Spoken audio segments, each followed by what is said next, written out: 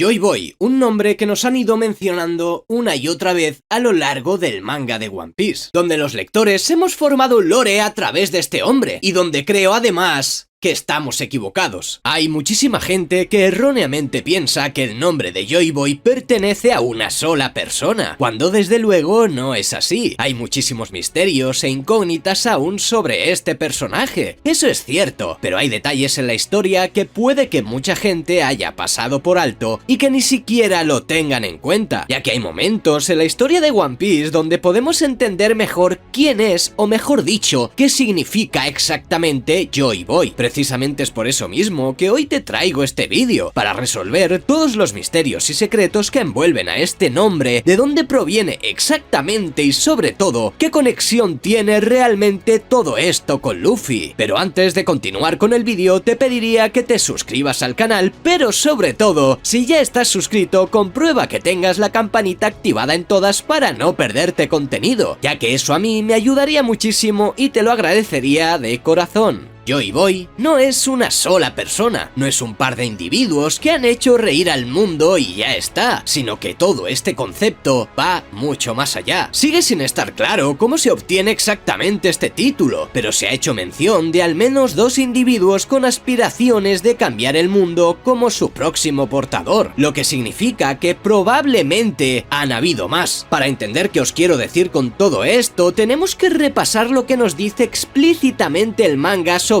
este nombre para después poder teorizar, ya que como os he dicho anteriormente, han habido que nosotros sepamos dos personajes en esta historia con dicho título. El más antiguo y conocido fue una figura extremadamente relevante en el siglo vacío que desempeñó un papel importante en la historia de la isla Gyojin, y a quien nosotros tenemos como referente en toda esta historia. Fue mencionado por primera vez en el Poneglyph del reino de Ryugu, cuando este fue leído por Nico Robin mientras estaba en el bosque marino. Pero ¿significa esto que el mismo que nos mencionaron fue el primero? Otra importante mención a este título se dio cuando los piratas de Roger llegaron a la última isla del Grand Line y descubrieron que ahí se encontraba un tesoro aún desconocido dejado por alguien con el cargo de Joy Boy. Actualmente se desconoce si el Joy Boy que hizo un pacto con la isla Gyojin y el Joy Boy que dejó dicho tesoro son el mismo, o si se trata de individuos diferentes. Entiendo que a mucha gente le explote la cabeza al escuchar todo esto, ya que desde hace años tenemos idealizado en nuestra cabeza que solo existen dos Joy Boy. Sin embargo, si nos fijamos en la historia que nos han contado, el propio Goldie Roger sería otro Joy Boy que por motivos obvios, es decir, su enfermedad, no logró completar su objetivo. Sin embargo, ¿lo hace ser menos Joy Boy? Yo en lo personal creo que no. No pienso que el título de Joy Boy se dé a alguien al completar una historia o encontrar un tesoro, sino que ese nombre va mucho más allá. Sería injusto por nuestra parte decir que Roger no merece ese título. Basándonos en los registros históricos de este Joy Boy dejado en los Poneglyph, se creía que Joy Boy regresaría alrededor de 800 años después del siglo vacío. Se confirmó que el pirata y protagonista de la serie, Monkey D. Luffy, era el próximo Joy Boy cuando despertó su fruta del diablo, la Ito Ito no Mi modelo Nika, ya que Zunesha escuchó los tambores de la liberación en sus latidos. Eso es algo obvio y que no podemos negar. Sin embargo, no creo que ser Joy Boy se asocie solamente a la Akuma no Mi que despierta ese dios, ya que además recientemente en el manga hemos descubierto que Yewerly Bonnie puede crear una forma muy parecida a la de Nika. Obviamente son cosas diferentes, pero creo que me entendéis por dónde quiero ir. El personaje de Monblanc Noland sería un claro ejemplo de todo esto. Otro Joy Boy de una época distinta y que tenía sentimientos muy parecidos a los de Roger o Luffy. Sin embargo, como el anterior rey de los piratas, se fue de este mundo. Ahora, la pregunta que yo lanzo es, ¿creéis que si no hubieran acabado con Noland, este podría llegar a haber liberado al mundo entero? Este llegó a la Ciudad de Oro cambiando el pensamiento medieval que tenían en esa tribu. Un ser capaz de cambiar a las personas y hacerlas sonreír? Pues de eso en realidad trata todo este embrollo, de personas que tenían algo distinto a los demás y que prácticamente eran únicos en su especie, al menos en sus respectivas épocas. Como hemos dicho antes, podríamos descartar esa idea de los varios Joy Boy debido a los registros que nos indican que este iba a regresar en 800 años. Sin embargo, son leyendas. Es probable que ese espíritu estuviera rondando todo este tiempo intentando lograr su cometido, y por diferentes factores se va a acabar dando en esta línea temporal. Sin embargo, no significa que los demás no hayan sido portadores de esa idea, y es algo que tenemos que tener en cuenta los fanáticos de la obra, ya que vamos muy mal encaminados pensando que esa voluntad fue traspasada directamente 800 años después. Es más, Zunesha no reaccionó con Luffy hasta que despertó la Ito Ito no Mi, pero eso no significa que este ya tuviera la voluntad de Joy Boy, ¿no es así? Lo que sí tengo muy claro es que el tesoro que dejó el Logtail sí fue dejado por el Joy Boy del siglo vacío. Todo esto para encajar la historia que aún nos tienen que contar. Sin embargo, vamos a hablar ahora del legado de Joy Boy. Cuando los piratas de Roger conquistaron el Grand Line al llegar a la última isla sin nombre, leyeron el mensaje y se enteraron de la verdadera historia del mundo, pero decidieron dejarla como estaba creyendo que se habían adelantado demasiado. Esto, por supuesto, aún es un misterio que no está resuelto. Es probable que necesitaran a Poseidón para realizar dicha hazaña y que aún no hubiera nacido. Quizá necesitaban la Gomu Gomu no Mi, o quizá ambas cosas. Sin embargo, tenemos unas palabras de Kaido que son claves en todo esto, y es que el propio villano le dijo a Luffy: al final ha sido otro que ha fracasado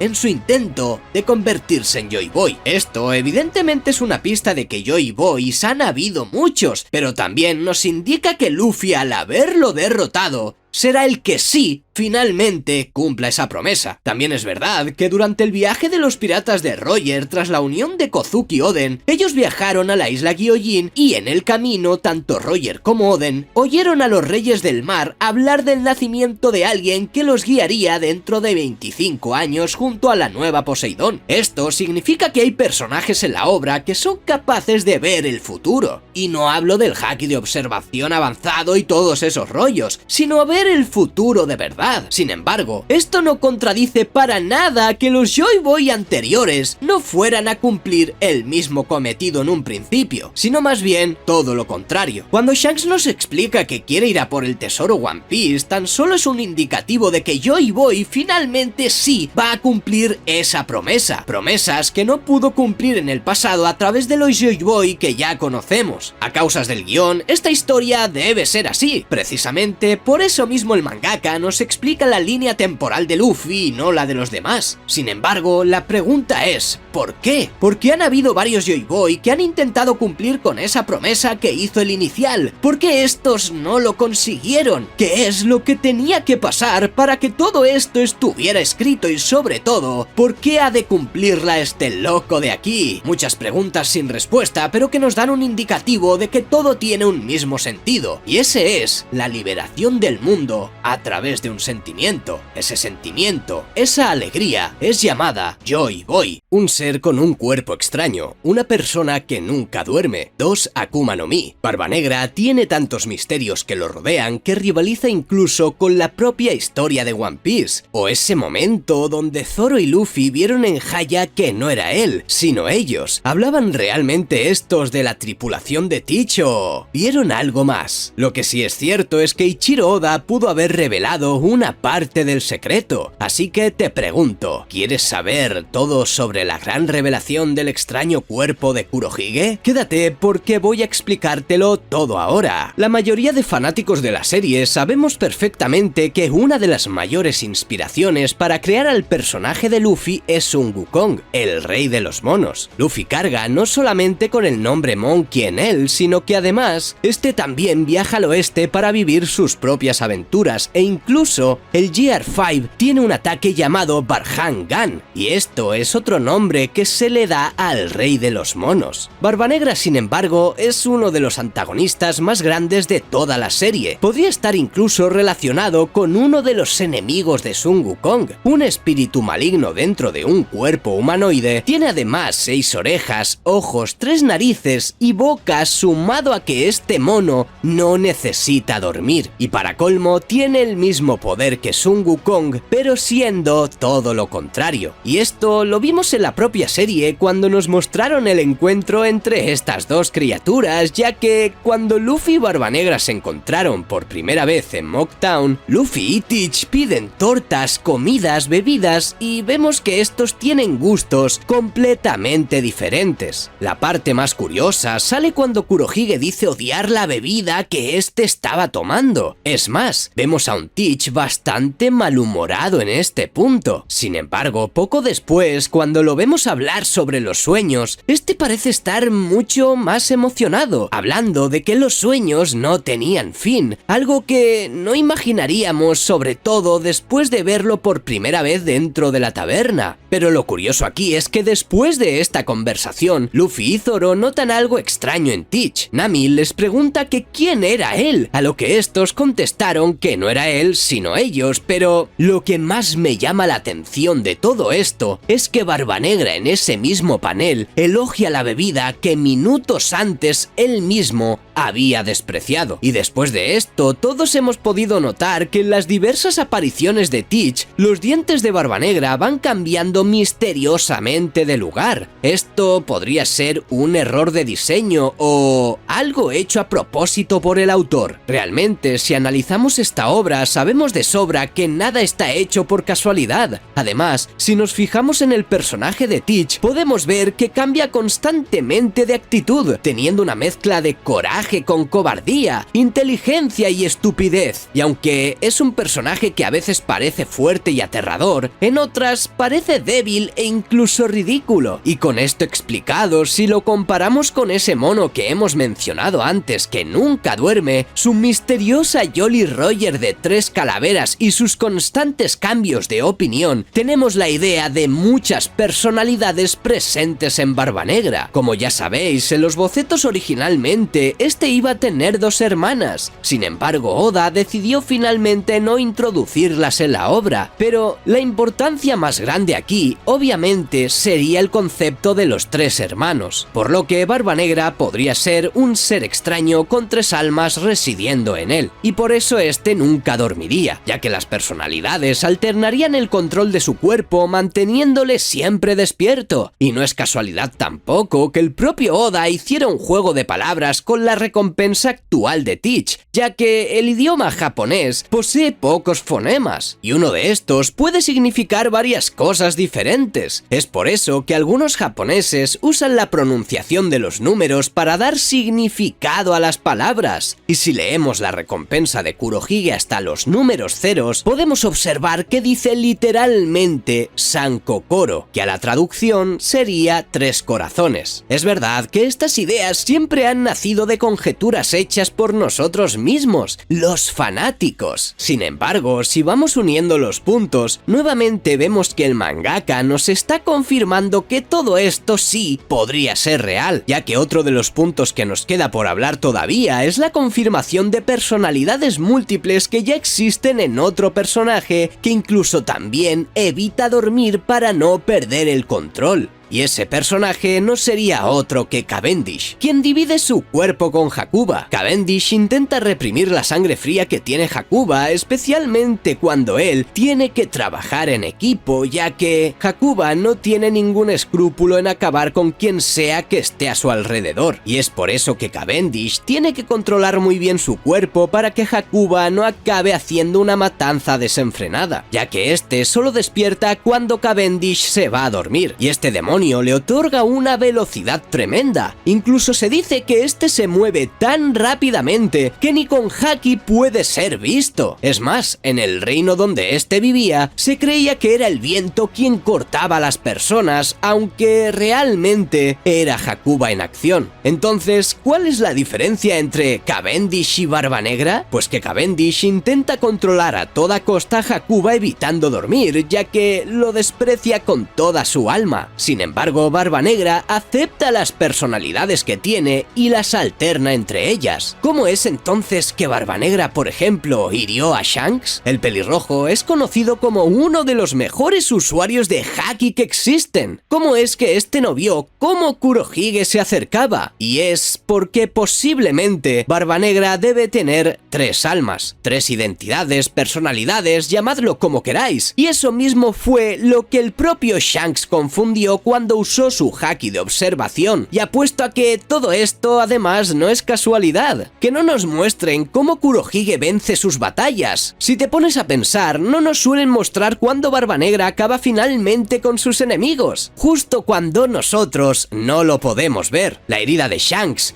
Tache el cocinero, la captura de Ace, Marco, Ochoku e incluso Law en la isla Winner. ¿Qué tienen todas estas luchas en común? ¡Exacto! No vemos cómo Kurohige derrota a sus oponentes. Y es una posibilidad que Barbanegra no duerma. Porque sí, hay una segunda y una tercera personalidad dentro de él, muy similar a Hakuba, quien asume el control durante las luchas y muestra su verdadero poder. Pero además, ¿qué nos puede dar la confirmación final sobre todo esto? Pues sería ese panel en específico del Dr. Vegapunk diciendo que inventó un circuito para el cerebro que te permite cambiar entre 2 estados de conciencia, pudiendo controlar así varias personalidades. Cuando Vegapunk nos cuenta esto es justamente cuando intenta convencer a Saturno de apagar la mente de Kuma, y curiosamente cuando nos explica esto de las personalidades se sitúa en una línea de tiempo bastante curiosa, y es justamente después de que Barbanegra se convirtiera en Shichibukai. Los Shichibukais fueron convocados a Marineford para la ejecución de Ace y su captura fue la razón por la que aceptaron a Barbanegra como Shichibukai. Además, justo Kuma cogió la llamada antes de que su mente fuera borrada. Y si para colmo analizamos a los Seraphim que tenemos actualmente en la serie, es muy probable que los marines robaran algo de ADN de los Shichibukai cuando estos se hicieron con el título. Y es probable que el viejo probara eso de las múltiples personalidades después de haber analizado el ADN de Barbanegra. Es verdad que este no fue Shichibukai por mucho tiempo, pero si realmente este donó sangre o de alguna manera robaron su ADN, eso nos confirmaría cómo el doctor descubrió todo este suceso, lo que encajaría con todo lo que hemos estado explicando. Respecto al tema de la Sakuma no Mi, su cuerpo extraño que nunca duerme y todo eso, creo que tenemos la clave perfecta para conectarlo absolutamente todo. Además, tenemos el descubrimiento del propio Saturno, quien nos dijo que este estaba trabajando en cómo inyectar el poder de la Sakuma no Mi sin tener que ser consumidas, tal y como lo hizo con Bonnie en su momento. Así que todo lo demás lo dejo a tu criterio. Borsalino Kizaru es un hombre con un temperamento relajado, despistado y despreocupado, un personaje que nos introdujeron en la obra hace ya más de 15 años, concretamente en el archipiélago Sabaody, donde además la primera impresión que tuvimos los fanáticos sobre este fue bastante diversa, ya que con el tiempo, cuando nos dimos cuenta de ese gran poder que tenía, nos quedamos patidifusos al ver sus acciones en dicho arco, pues realmente si este hubiera querido hubiese terminado con todos y cada uno de los Supernova en tan solo unos minutos. Sin embargo, actuó de una forma, digamos, extraña. Además, el propio sobrenombre de Kizaru, Dochizukasu no Seigi o Justicia Incierta, nos puede dar la clave de cómo va a actuar este personaje, ya que realmente esto tiene un trasfondo mucho más importante de lo que parece. Y es que no lo digo yo, sino que el propio mangaka lo remarcó en su momento. Y si lo mezclamos con esas acciones raras que ha ido haciendo durante todo este tiempo, nos vamos a dar cuenta de que este hombre de aquí va a ser una pieza fundamental en la obra de One Piece. Esto ya lo hablamos hace más de un año en este canal, antes incluso de los sucesos en Egghead. Sin embargo, analizando cada momento donde este ha aparecido, me he dado cuenta de que hay algo más en él que nos demostraría que se va a poner del lado de los Mugiwaras. Comencemos a hablar del capítulo 504, que es donde aparece Kizaru por primera vez, y donde todos nos quedamos asombrados cuando nos mostraron a este personaje. Pocos capítulos después se enfrentó a Luffy y a sus amigos para detenerlos en esa misma isla. Sin embargo, apareció Kuma, quien se hizo cargo de ellos posteriormente, y Rayleigh, quien apareció también rápidamente para defenderlos. Sin embargo, yo aquí me pregunto, ¿realmente esto es posible? Es decir, estamos hablando de un hombre que es tan rápido como la velocidad de la luz y, sin embargo, lo vimos bastante dudoso a la hora de acabar realmente con ellos. En ese momento, tanto Luffy como los demás eran demasiado débiles. Es más, en este panel de aquí podemos observar cómo se limita a parar los ataques de Brook y de Usopp, dos personajes que en ese momento no tenían ningún tipo de fuerza realmente comparada con la de él. Y hasta este punto del vídeo entendemos que Kizaru no quería realmente acabar con ellos, ¿vale? Sin embargo, este hombre esconde muchísimo más. De acuerdo a las declaraciones del propio autor y como ya hemos mencionado antes, la denominación exacta del postulado ideológico que Borsalino sigue es la justicia incierta, aunque también puede ser denominada como justicia confusa o poco clara, es decir, una justicia que no está sujeta a unos principios inamovibles ni a la razón, sino que está determinada por la elección personal, aleatoria e impredecible de aquel que la practica. Sin embargo, estas palabras se contradicen entre sí, ya que Borsalino se considera a sí mismo un simple mandado que se limita a obedecer a sus superiores sin cuestionarles,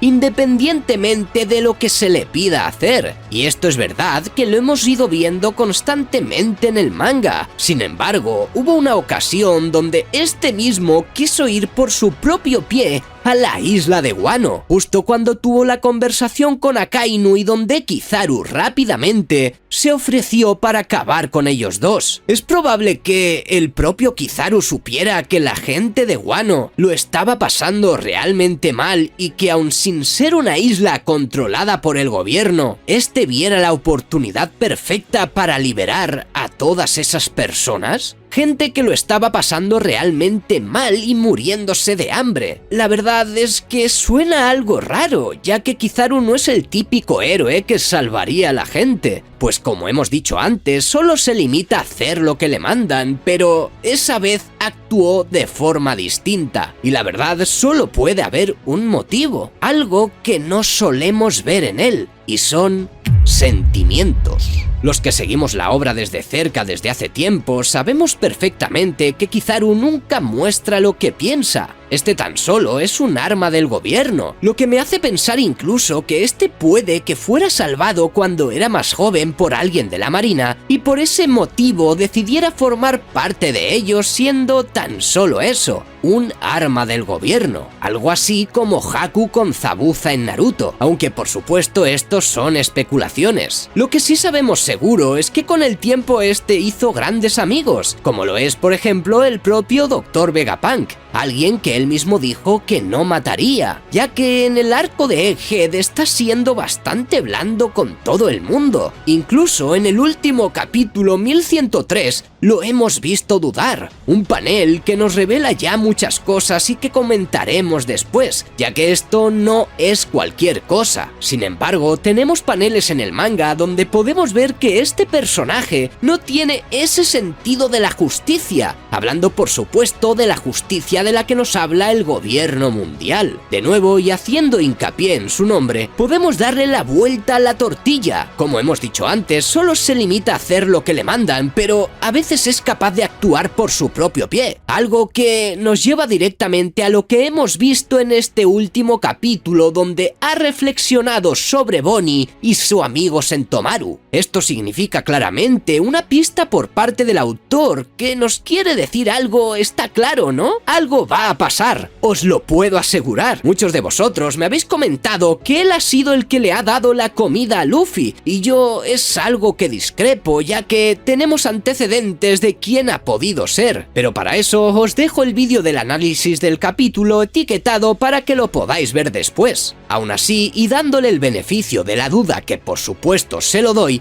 no creo que él haya sido. Es más, estoy seguro de que será prácticamente cuando lleguemos al capítulo final del arco, donde este hará un cambio de bando. Además, todo encajaría perfectamente, ya que hay otro pirata que cuenta con un exalmirante de su lado, y tendría sentido que otro de ellos se pusiera de parte del protagonista. Por supuesto, no de forma permanente y siguiendo el camino juntos, pero sí en momentos puntuales. Si me preguntas a mí, no veo a Kizaru dentro del barco de los Mugiwaras, es que no, pero sí que veo perfectamente que por el sentimiento tan fuerte que tiene a sus amigos, este sea capaz de traicionar a esa gente que se lo dio todo. A fin de cuentas, no son buenas personas, y eso lo sabe él y lo sabe todo el mundo. Y esto podría ser incluso el inicio del cambio de bando de un personaje que, para mí, creo que será de los más importantes, ya que llevo comentando muchísimo tiempo que este podría ser uno de los pilares fundamentales para una futura marina, cuando se encuentre el tesoro One Piece y el mundo entero se establezca.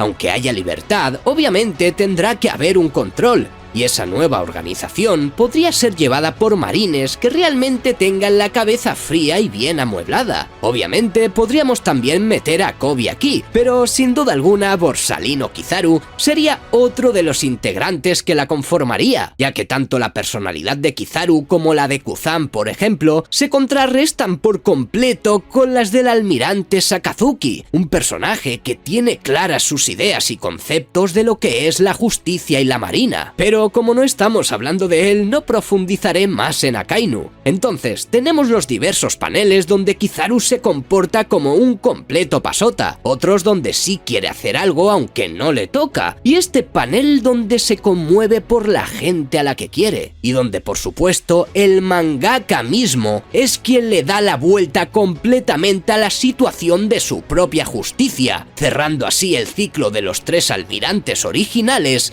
y su propio futuro.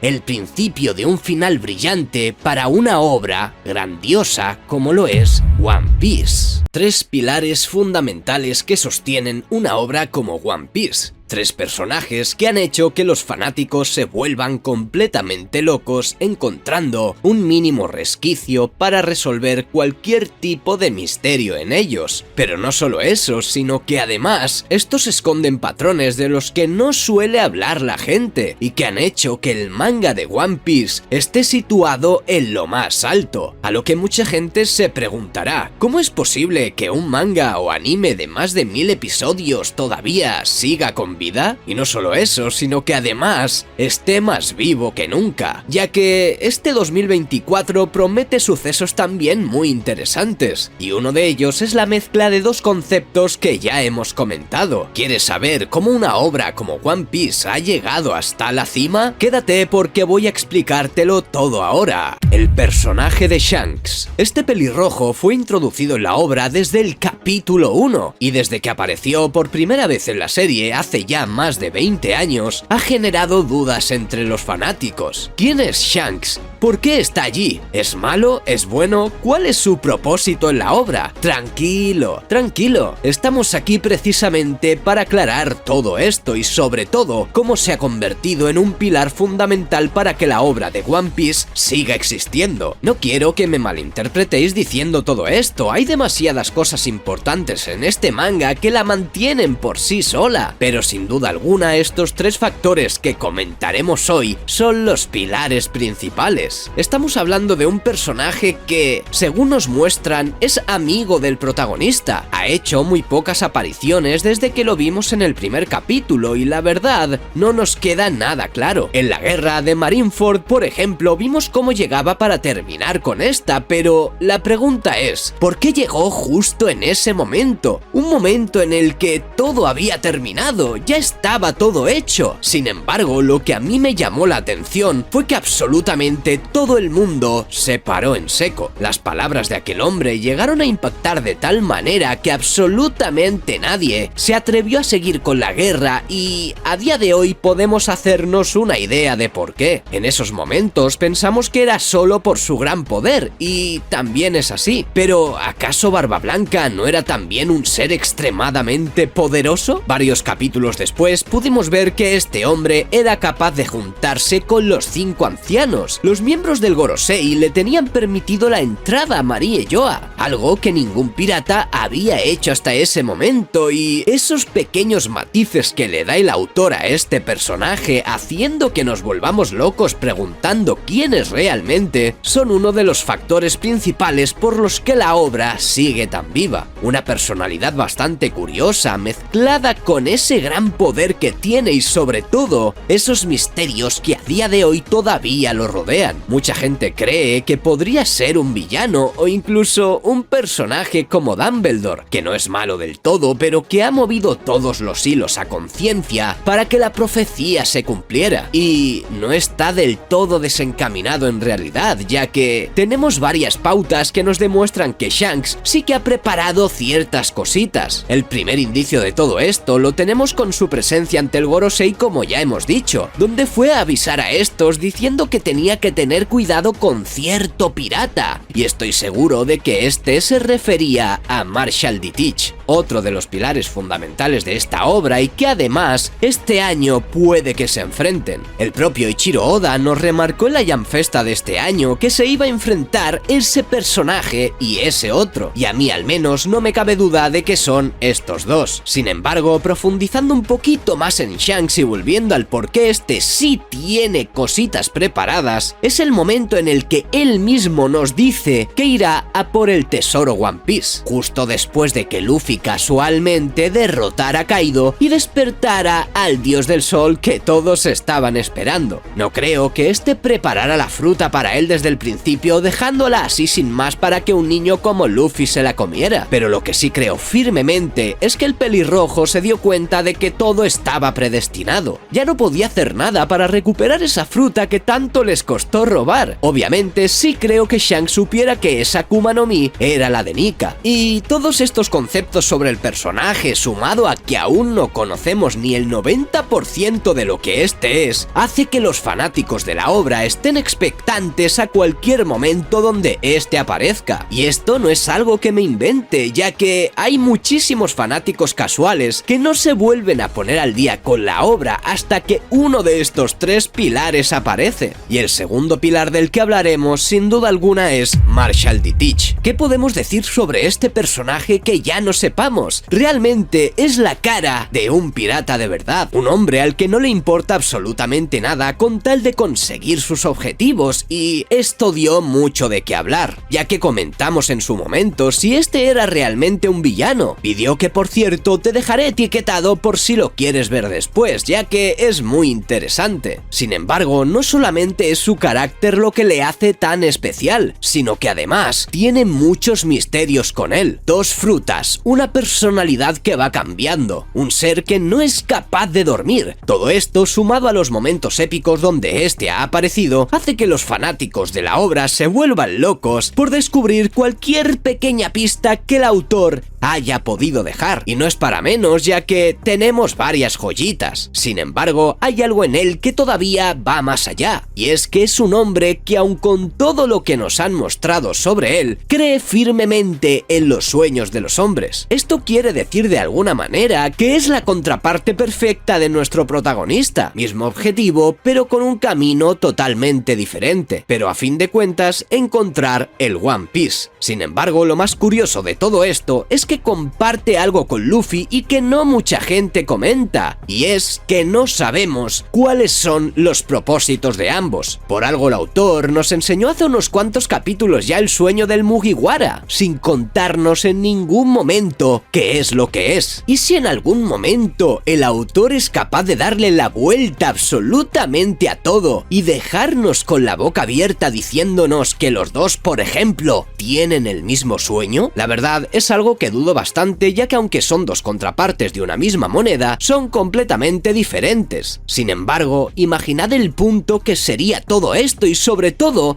lo que desembocaría. Es un hablar por no callar, y esto es precisamente lo que hace este personaje. Tiene tantos patrones que se puede teorizar sobre él de absolutamente cualquier cosa. Hemos hablado muchas veces de misterios que este puede esconder, y es uno de los puntos más fuertes del personaje, sí, pero es que no es solo eso, sino que además el autor nos muestra que puede compartir muchísimas cosas con Luffy de forma totalmente opuesta, y eso hace que sea uno de los personajes con más enigmas de toda la obra, más incluso, diría yo, que el propio Shanks. Si este enfrentamiento se llega a dar, la verdad me cuesta ver un claro vencedor. Si el autor nos está hablando de estos dos personajes, estaríamos hablando de uno de los enfrentamientos más importantes no solo en One Piece, sino del shonen en general. Estoy seguro de que incluso gente que no es activa viendo la serie se pondría rápidamente a buscar qué ha pasado entre estos dos. Y es normal, ya que son dos de los pilares que sostienen esta gran historia. Pero lo curioso aquí es que llegó un tercer pilar fundamental para reavivar aún más la llama por esta gran historia, y es la aparición del Dios del Todo. Un personaje que, curiosamente, se nos mencionó por primera vez en el capítulo 908 del manga, es decir, hace muy poco. Sin embargo, el autor ha conseguido que la gente que estaba buscando algo más en la obra finalmente lo tuviera. Y ojo, porque son bien pocos los que buscan algo más, ya que, como digo, en realidad esta obra se sostiene por sí sola por varias razones. Sin embargo, que un personaje que te haya presentado casi al final del manga y que sea tan importante puede ser un peligro. Pero oh my god, qué bueno es este hombre para encaminarlo absolutamente todo. No solamente nos ha dado pocos datos reveladores sobre él o ella, ya que en realidad no sabemos si es una mujer. Yo en lo personal creo que sí, ya que hay demasiados paralelismos con la diosa Kaguya y sobre todo la puesta en escena que nos hace el mangaka es lo que nos hace pensar. Sin embargo, aquí tengo sentimientos encontrados con este personaje, ya que puede ser algo brutal y que explote el internet cuando se nos revele, o puede ser una completa bazofia. Por el momento la cosa pinta muy bien, ya que para colmo se nos ha revelado en el manga que este ser pertenece a la familia Nerona. El Rey Cobra, justo antes de irse de este mundo, mencionó a una tal Lily, y aún desconocemos qué conexión hay entre estos dos personajes.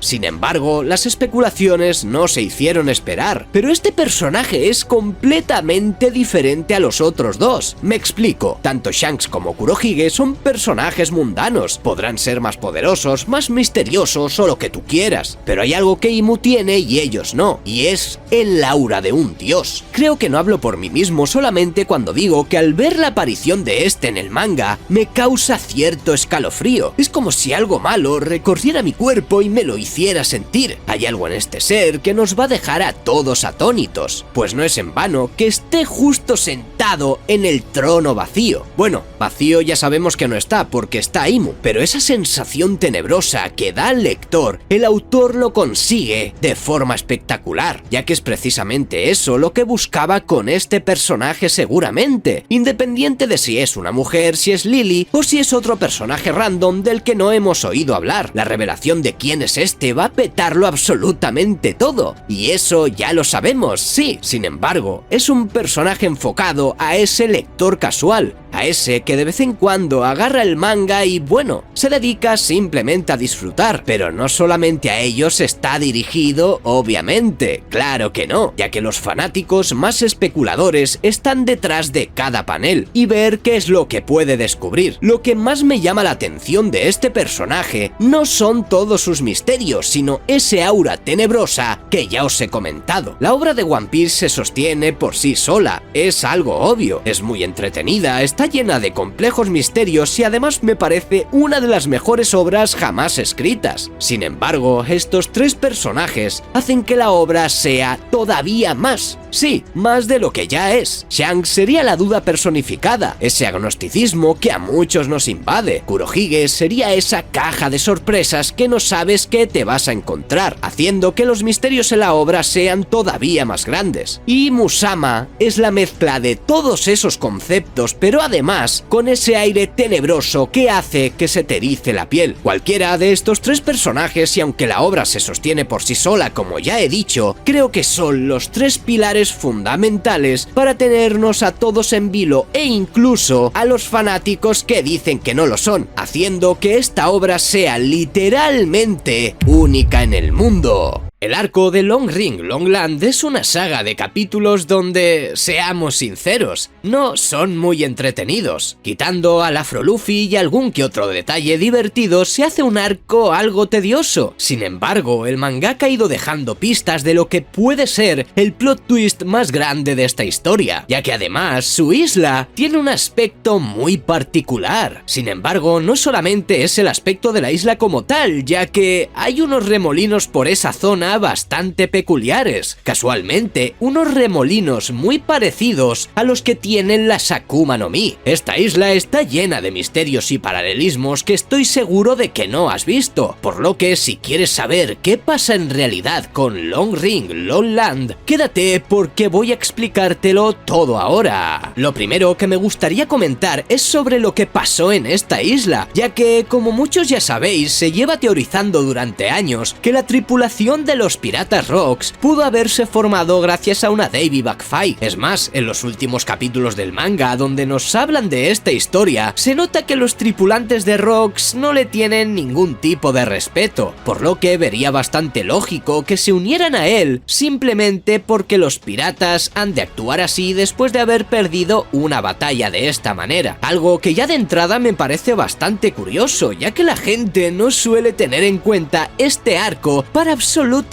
nada. Es más, yo cuando lo vi por primera vez se me hizo bastante pesado, pues en el anime se hace aún más largo de lo que es en realidad en el manga, pero hay algo que me llama especialmente la atención y que ya comenté hace 2 años en este canal, y es la mención por parte de los Mugiwaras sobre Davy Jones, donde dice la leyenda que se traga absolutamente todos los tesoros que le pertenecen. Además, en esta misma isla están esos remolinos o esas corrientes marinas que lo arrastran absolutamente todo. Curiosamente, el autor se inspiró en el Davy Jones real, quien se dice que era el demonio de los mares. No creo que sea casualidad que los usuarios de frutas del diablo sean tragados por el mar y que Oda en esta saga en concreto te mencione la leyenda de un demonio que se traga todos sus tesoros. Quizá esos tesoros hacen referencia a las Akuma no Mi. Solo imaginad por un momento que esta isla es mucho más importante de lo que parece e intentar conectar todo lo que os estoy diciendo. Si cuando se nos revele de dónde vienen las Akuma no Mi y por qué sus usuarios no pueden nadar tiene algún tipo de relación con esta leyenda, otra vez Oda lo haría de nuevo. Es más, el propio mangaka dice que no tiene todo planeado y que va dejando miguitas en su obra para usarlas como recurso después. La cuestión es que este hombre es capaz de hilarlas perfectamente, y esta podría ser una de ellas sin duda, aunque en eso profundizaremos después. Hay algo más que me llama la atención sobre esta isla y es la forma que tiene. En realidad es un archipiélago formado por el conjunto de 10 islas unidas entre sí por un estrecho canal. Sin embargo, cuando realmente me llama la atención esta isla es cuando se hunde a la mitad. Para el que no lo recuerde, los habitantes que estaban por estas islas necesitaban de animales para cruzar de una isla a otra, ya que en la temporada en la que la marea subía era imposible llegar caminando hasta la siguiente, aunque bueno, técnicamente la marea se retira solamente una vez al año y durante solo 2 horas, y es entonces cuando los nómadas aprovechan para viajar de una isla a la otra. Lo que realmente me llama la atención es esa forma curiosa y tan parecida al sol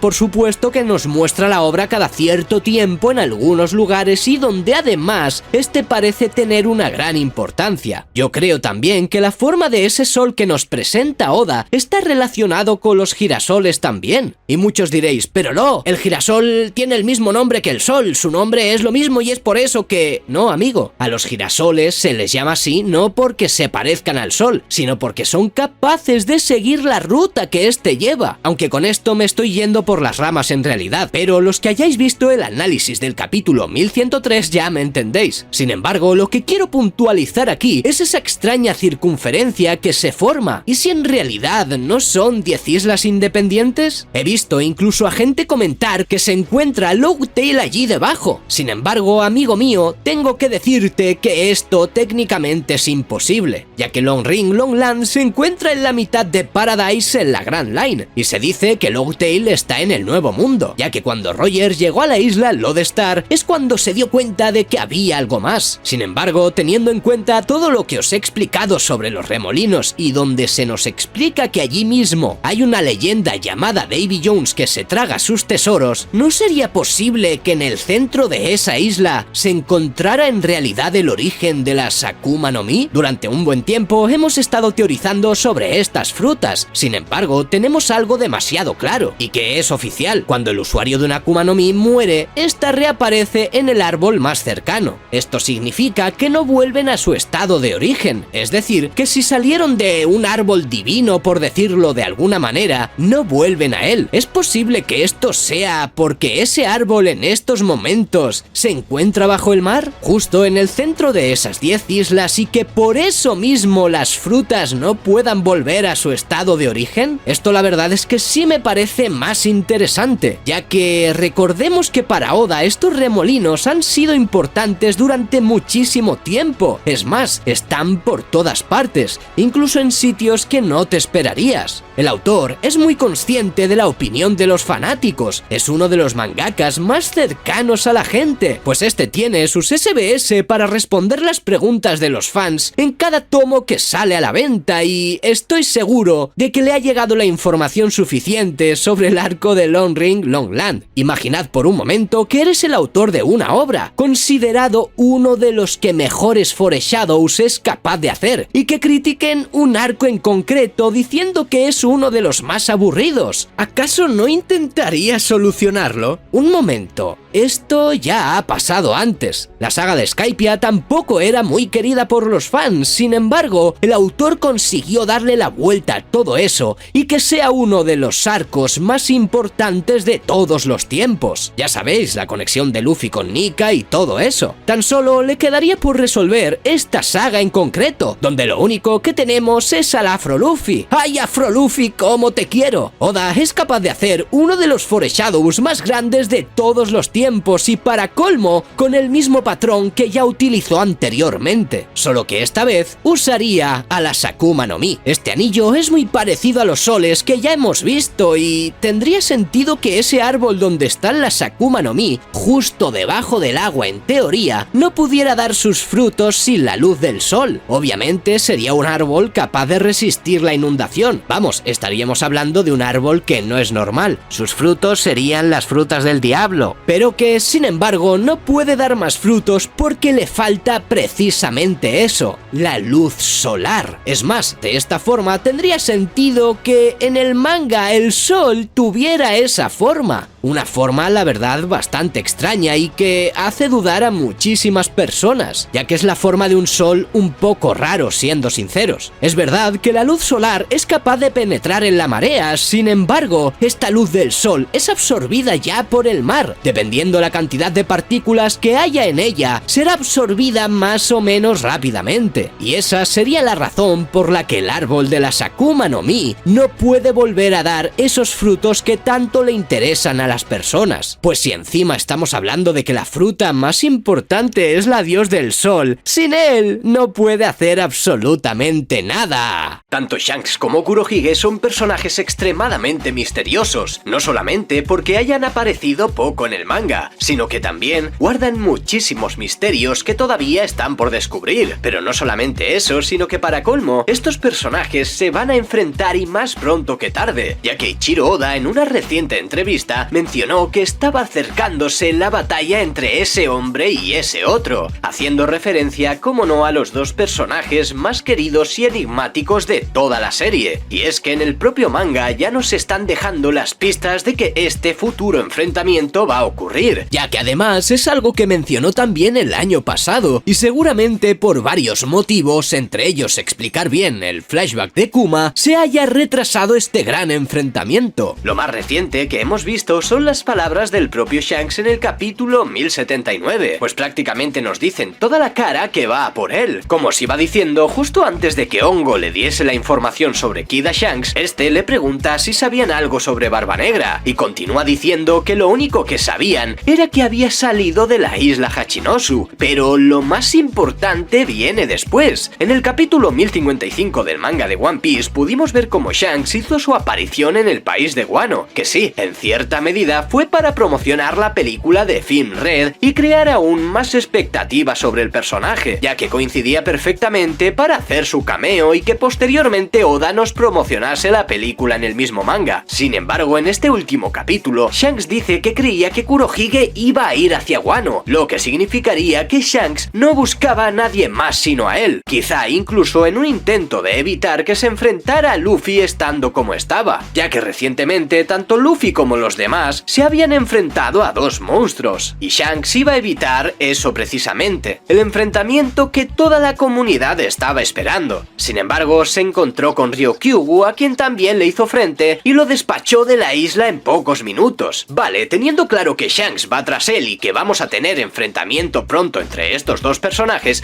tengo varias preguntas. La primera es ¿qué va a pasar realmente con Monkey D. Garp? ¿Habrá sido capaz Aokiji de acabar con él realmente? ¿Estarán pidiendo la recompensa que ofrecen por él sin acabar con su vida? ¿Qué pasará también con el personaje de Law después de haber terminado de esa manera en su encuentro contra Kurohige? La verdad, llevo tiempo pensando en toda esta situación que no nos han resuelto todavía, y me deja con la incógnita de si realmente Kurohige va a encontrarse con el pelirrojo directamente después de haber hecho ese desacato. Sin embargo, Eiichiro Oda quiere preparar esta pelea ya para este año, seguramente justo después de terminar el arco de Egghead, pues en la misma entrevista dijo que el arco de esta isla pronto iba a terminar. Y muchos diréis, pero Lo, ¿te olvidas de que hay un barco de los piratas de Barba Negra justo en esa isla? Y sí, pero dudo por completo que sea él. Si Oda nos ha contado todo lo que nos ha ido contando sobre Kurohige en los últimos capítulos donde este aparece, no cuadraría del todo que fuese Kurohige el que estuviera allí, y lo más probable es que sea alguno de sus subordinados quienes estén rondando cerca de la isla. Pero esto último es algo que no tiene nada que ver con la pelea más esperada de todos los tiempos. Pero antes de ir de lleno con el enfrentamiento entre estos dos personajes, me gustaría comentar los misterios más importantes que esconde tanto uno como el otro, ya que en esa batalla es donde se nos van a revelar todas y cada una de las preguntas que tenemos sobre estos dos personajes. Pensadlo bien, ambos tienen paralelismos impresionantes, los dos aparecen poco en el manga y esconden secretos que la gente todavía no es capaz de descifrar, y qué mejor momento que el enfrentamiento entre estos dos para revelarlo todo. Como primer ejemplo tenemos el poder extraño de Kurohige, el cual le permite consumir o quizá absorber, no se sabe todavía, dos Akuma no Mi. Esto está relacionado con su cuerpo extraño, como bien dijo Marco en su momento, ya que este nos remarcó que Barba Negra tenía un cuerpo especial. Hemos teorizado muchísimo sobre esto en el canal, especulando que podían ser experimentos del gobierno o que incluso Kurohige tenía doble personalidad, una alteración psicológica en su cerebro que le permitiría incluso tener dos Akuma no Mi a la vez, y que este fuese como dos personas. Es un tema bastante complejo y largo, y es por eso que te dejo etiquetado el vídeo de la teoría aquí arriba. Sin embargo, el personaje de Shanks también esconde muchísimo, yo diría que incluso más. Recientemente se nos reveló que Shanks pertenecía a la familia Figarland, una familia que junto a las otras 19 formó el gobierno mundial hace 800 años. Esto también nos podría responder en cierta medida el por qué Shanks puede acceder a Mariejoa y hablar con los del Gorosei, pero claro, esto da para que teoricemos entre los fanáticos. Realmente no desvela absolutamente nada, y como he dicho, el momento perfecto sería ese, el enfrentamiento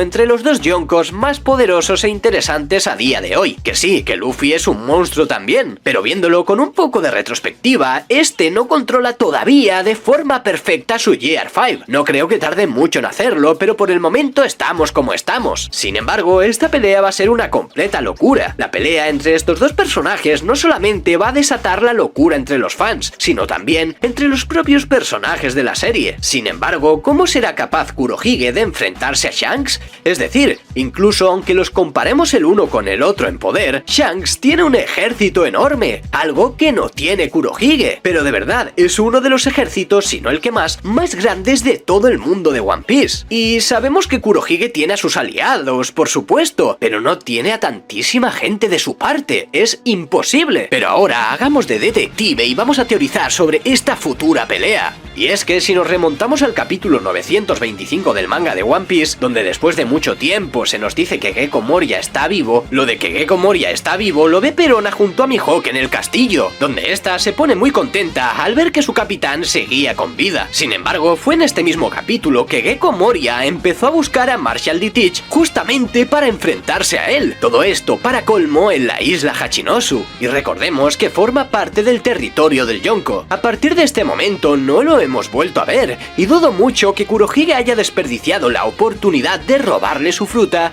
y acabar con él definitivamente. Esto claro es especular, que además si este pudiese consumir una tercera fruta, sin duda alguna la que más le pegaría sería la de Moria, pues el poder de las sombras juntado con la Akuma no Mi de la oscuridad haría de él un personaje todavía más aterrador. Esto os lo explico para que tengáis el contexto de cómo Kurohige podría hacer frente a Shanks, creando de esta manera un ejército de zombies, justo lo que se dice también en ese periódico al principio del capítulo, ya que de esta forma Kurohige no tendría que romperse la cabeza para formar un ejército entero, sino que con el poder de esa fruta y con muchísima inteligencia podría hacerle frente a uno de los piratas más temidos de todos los tiempos, el cual es ni más ni menos que el pelirrojo. No, tú ya no existes. La parte más difícil de este vídeo viene ahora, ya que la pregunta sería ¿y cómo concluiría la batalla entre estos dos monstruos? Es imposible que uno de los dos salga con vida y, por guión, creo que lo mejor sería que Shanks fuera eliminado. Y no porque me gustaría, ya que a mí en lo personal me encantaría ver el reencuentro entre estos dos personajes,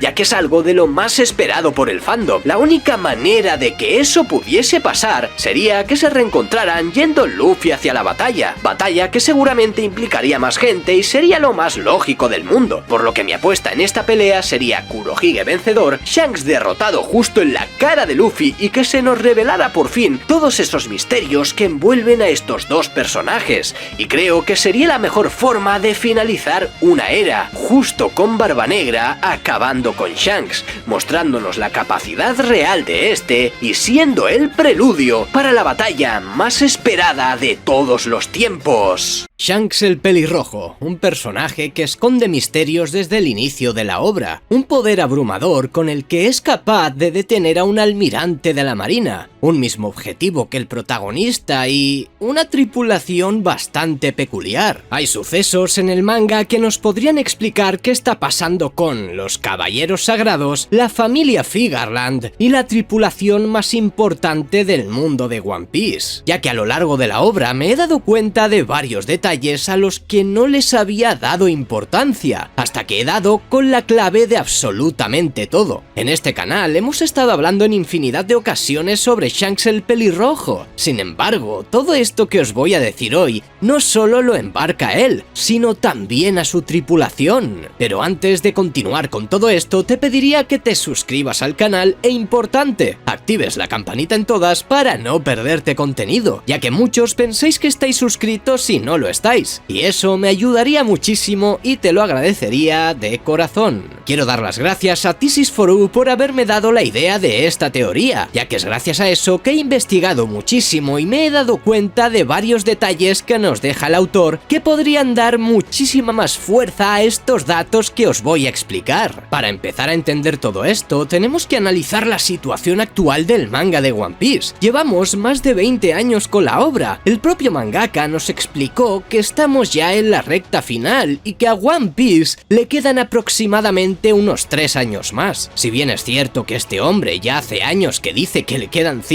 a One Piece y nunca esos tiempos acaban cumpliendo, esta vez creo que sí dice la verdad. Es probable que le queden al menos unos 4 o 5 años realmente a partir de ahora, pues ya hemos visto que está desarrollando todo para presentarnos en algún momento el desenlace de todo este lore. Es precisamente por eso mismo que apenas introduce personajes que no conozcamos ahora mismo, porque no debe abrir más misterios de los que ya tenemos. Hay demasiado por resolver todavía y no tendría sentido que nos resuelva uno y nos abra 200 más. Y los caballeros sagrados entrarían también en toda esta ecuación. En el tomo que repartieron con la película de Film Red, tomo que por cierto es totalmente canon, se nos explicó que Shanks pertenecía a la familia Figarland. Además, en la película los miembros del Gorosei se preguntan si Uta, al ser la hija de Shanks, es de esta familia también. Si bien la película no es canónica, hay ciertos detalles que evidentemente sí que lo son. Y aquí vienen varias preguntas, sobre todo con Figarland Garling. ¿Este es el padre de Shanks, el tío, el abuelo? Realmente esto no es lo importante aquí. Cuando nos mostraron las siluetas de los caballeros sagrados en su momento, pudimos ver que al menos uno de ellos tenía exactamente la misma forma que Shanks el pelirrojo, ya que si los comparamos visualmente las proporciones son literalmente exactas. Esto nos hace preguntarnos pues si se trata del mismo personaje. Y ahora es cuando viene todo lo gordo. Cuando le preguntan a Oda sobre la tripulación más poderosa, este respondió que la que más se acercaba al poder de su capitán es sin duda la de Shanks, por lo que en cuanto a conjunto de piratas fuertes en la obra no hay debate. La banda de Shanks sería la más poderosa. Eso no quiere decir que no haya miembros sueltos de otra tripulación más poderosos que algunos de ellos en concreto, pero la pregunta aquí sería, ¿cómo es posible que sean los más fuertes de todos? ¿Es probable que estas personas hayan llegado a entrenar con uno de los personajes supuestamente más poderosos del planeta? Pero ojo, cuidado, que ahora los detalles que te voy a dar te van a dejar muy asombrado. El personaje de Kizaru es uno de los más marcados en la obra, ya que tiene un carácter bastante particular. Además, no suele cambiar su actitud, siempre suele estar igual. Pasota va a lo suyo y simplemente hace lo que le toca hacer como almirante de la marina que es. Sin embargo, ¿y si os digo que hay un momento en el manga de One Piece que nos podría revelarlo absolutamente todo? Kizaru fue capaz de ofrecerse para ir a Wano y pelear contra Kaido y Big Mom, aun sabiendo que Wano no estaba bajo la jurisdicción del gobierno y teniendo conciencia de a qué dos monstruos se iba a enfrentar, y a este no le importaba. Sin embargo, hace ya unos cuantos años se nos mostró en la obra cómo este fue capaz de levantar sus brazos en señal de rendimiento, y esto lo consiguió en el arco de Marineford Ben Beckman. Tan solo él apuntando con su pistola fue capaz de cambiar por completo la actitud de Kizaru, y esto nos dice mucho más de lo que parece, ya que aquí la pregunta sería, ¿cómo es posible que no tenga miedo de enfrentarse a dos yonkos como lo eran Kaido y Big Mom y con Ben Beckman levantara los brazos? Pues la respuesta no es por miedo o porque supiera que Beckman lo podía derrotar, sino porque básicamente este es su subordinado. Aquí puede que te estén empezando a cuadrar las cosas, ¿no es cierto? Cuando te digo que todo tiene más sentido de lo que parece, es precisamente por esta imagen de aquí. Este hombre que nos muestra la silueta del pelirrojo no puede ser otro que el personaje de Shanks, y los que lo están acompañando son su tripulación. Ojo, porque os voy a dar más pruebas de que esta banda podrían ser los caballeros sagrados, pero antes me gustaría reforzar una idea que os he comentado al principio del vídeo, y es que Oda no va a introducir más personajes de los que necesita, por lo que todo este embrollo de los caballeros sagrados involucraría a la tripulación del pelirrojo al completo. Estos son los que defenderán al gobierno mundial, y quién mejor que los que son los supuestos piratas más poderosos del mundo para hacerlo. Durante años nos hemos preguntado cómo es posible que el gobierno no vaya vaya por el tesoro One Piece. Y sin embargo, aquí tenemos la respuesta. Shanks es el que se está encargando de esa misión. Porque si no, este iría a ver a los miembros del Gorosei. Y más importante aún, ¿cómo es que estos dejarían entrar a un pirata en Tierra Santa? Por muy Figarland que sea, si este realmente está en contra del gobierno mundial, no tendría ningún derecho a pisar ese sitio, por lo que estoy seguro de que aquí hay gato encerrado. Hay mucha gente que se preguntará entonces, ¿por qué Shanks le robó al gobierno la Ito Ito no Mi? Espera, porque todo esto te va a estallar la cabeza. Por encima de todos los grupos de cepes que hay en el gobierno, están precisamente los caballeros sagrados, y al ser una misión tan secreta, se preparó todo desde arriba, y esto fue mandado por el propio Imu y el Gorosei. Que Shanks y su tripulación agarrara la fruta a Gus Gus y el CP9 tiene más sentido que nunca, y más sabiendo que finalmente este traicionó al gobierno mundial. Los viejos del Gorosei no son para nada tontos, al contrario, lo tienen todo calculado, por lo que enviaron a los miembros más importantes que tienen a custodiar la fruta más importante de la historia, fruta que probablemente necesitara el gobierno para hallar ese tesoro que les fue encomendado encontrar a esta tripulación. Si no, ¿por qué Shanks querría ir a buscarlo? Si no, ¿por qué Shanks esperó a que Luffy despertara la fruta para decirnos a todos los lectores que iba a ir a por el One Piece? Y es que Shanks ha estado utilizando a Luffy todo este tiempo para llevar a cabo todo este proceso. Sé que para los defensores del pelirrojo y los que creen a muerte que no es un villano, esto les puede sentar un poquito mal, pero amigo, es que hay demasiadas cosas que no cuadran con este hombre. Incluso que tenga la misma silueta que el líder de los caballeros sagrados ya debería explicarnos todo lo demás. Pero es que además, si nos fijamos en cada una de las siluetas, podemos observar que alguien sí se parece también a los miembros de los piratas de Shanks. Otro hombre con una capa que podría ser perfectamente Ben Beckman despeinado. Otro con una forma extraña, o quizá es porque tiene un mono encima de él, ya que esta forma de cabeza no es algo normal, y podría encajar perfectamente con la de Bong Punch y su compañero, o incluso podría tratarse de otro tripulante que tiene este peinado. Además, vemos a un total de 9 miembros. En realidad, hay 10, o al menos parece que aquí hay uno más, mismos miembros que tiene la tripulación de Shanks. Es normal que Oda no haya dibujado exactamente las mismas siluetas en todos los personajes, ya que de esta forma rompería completamente el misterio y se acabaría el especular sobre quiénes son. Sin embargo, todo encajaría a la perfección, y más teniendo en cuenta todo lo que ha ido sucediendo. Precisamente, en Marineford nos muestran no solo cómo Borsalino se detiene con la llegada de estos personajes, sino que toda la marina decide parar. Todo porque estaban delante de los miembros de más alto rango después del Gorosei, por lo que creo que con todos estos argumentos es suficiente para entender que estos personajes son los mismos que la tripulación del pelirrojo. Y bueno, nakamas, hasta aquí llegaría el vídeo de hoy. Os dejo dos vídeos que os van a interesar, así que no dudéis en echarles un ojo. Recordad suscribiros, compartir y comentar.